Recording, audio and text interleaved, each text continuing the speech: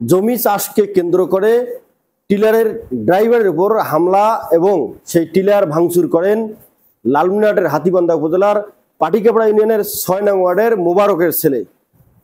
আর এই হামলায় আহত হয়ে হাতীবান্ধা উপজেলা স্বাস্থ্য কমপ্লেক্সে চিকিৎসাধীন রয়েছেন সেই পাওয়ার টিলারের ড্রাইভার। আমরা একটু কথা বলার চেষ্টা করব সেই পাওয়ার টিলার ড্রাইভারের সঙ্গে। আপনার সঙ্গে আসলে কে এই হামলাটা করলো, কেন করলো একটু যদি আমাদের একটু। আমি তো হালবার গেছি, যাওয়ার পর যে আমি ভুঁইটাকে নামছি, নামার পর আমার ভাল চাষ করে গেলো, আমি চাষ করা শুরু করে দিলাম। ওই পেছন থেকে ভুট করে আসা আমার বড় ছেলে ভুট্টু এসাকে মাছ শুরু করে দিল, গাড়ি ভাঙছে আর আমারও মারছে, আরো অনেক কিছু ডাংডুং করছে, ডাংডিং করিয়া ভাঙ্গা ভাঙ্গি করতেছে অনেকগুলো। আর আমি বিষয় আর জানি না, আর আপাতত ভুট করে আমাকে ডাং আর পেছন থেকে আইসা আগে হুট করা শুরু করেছে মায়েরা, যে ধুমধাক্কা মাছ শুরু করছে। জমিনের দ্বন্দ্বটা আমি তো জানি না, হুট করে এসে শুরু ডাং শুরু দিচ্ছে, গলায় মাথায় ঠ্যাঙ্গি ঠুঙ্গি একে সব ডাং শুরু দিচ্ছে। এখন আমার বিশ্বাস চাই আমি। তাহলে আমার ছেলে মনে করো ড্রাইভার, আমার ছেলে গাড়ি চালবার গেছে, তাহলে জমিওয়ালা যদি দ্বন্দ্ব থাকে তাহলে জমিওয়ালা মিটাইবে, আমার ছেলে অন্য ডাঙ্গাইব কেন, সেইটার আমি বিশ্বাস চাই। যদি একটু বিস্তারিত বলি যে লালমনিরহাটের হাতীবান্ধা উপজেলার পাটিকাপাড়া ইউনিয়নের ৪ নং ওয়ার্ডের যে লুতু মিয়া, তার ছেলে এনামুল হক, সে পাওয়ার টিলার চালায়, মানুষের জমি চাষ করে দেয়। সেই জমি চাষ করতে গেলে পাটিকাপাড়ার যে চর এলাকা ৬ নং ওয়ার্ডে, সেই এলাকায় চাষ করতে গেলে ওই এলাকার মোবারক হোসেনের ছেলে, মৃত্যু মোবারক হোসেনের ছেলে ভুট্টু, সেই ট্রাক্টর চালক যে এনামুল, তার উপর অতর্কিত হামলা চালায়।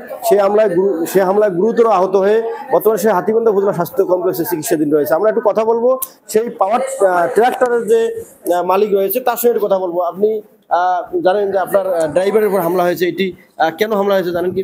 এইটা আমি আমার ড্রাইভার আমি পাঠিয়ে দিয়েছি ওখানে, মানে ওই ভুই চাষ করার জন্য, ভুই চাষ করার জন্য পাঠিয়ে দিছি। কারণ আমার ড্রাইভার বলে চাষ করে দিয়েছে, হুট করে পিছন থেকে এসে বলে আন্দা বাদলে ডাঙা শুরু করছে। আমার গাড়ি তো ডাঙাইছে, আমার ড্রাইভারও ডাঙাইছে, গাড়িও আমার ভাঙচুর করে দিচ্ছে।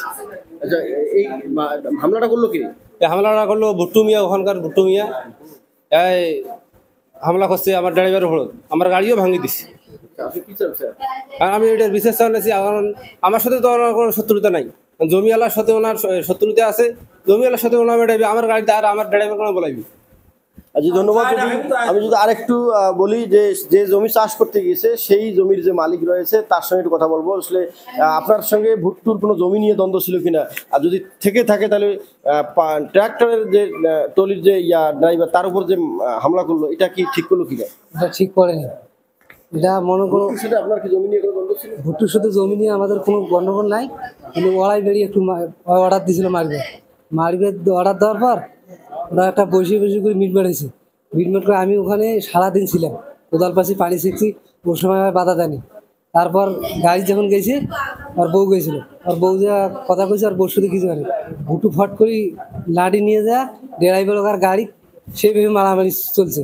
আমি আস্তে আস্তে ড্রাইভার ওখানে প্রচুর ডাং ডাঙাইছি, তার এটার আমি বিশ্বাস, আর গাড়িটা ক্ষতি করছে।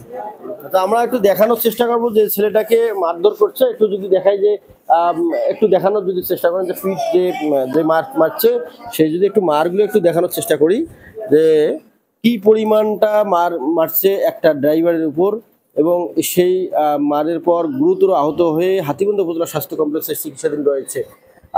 তবে এই ব্যাপারে এই যে ইনামুলের পিতা লুতু মিয়া হাতীবান্ধা থানায় একটি মামলা করার প্রক্রিয়া করছেন, এবং মামলার পরে একটি সুষ্ঠু সমাধান অথবা সুষ্ঠু বিচার চেয়েছেন এই লুতু মিয়া। M A Rahim, news channel 24, Lalmonirhat.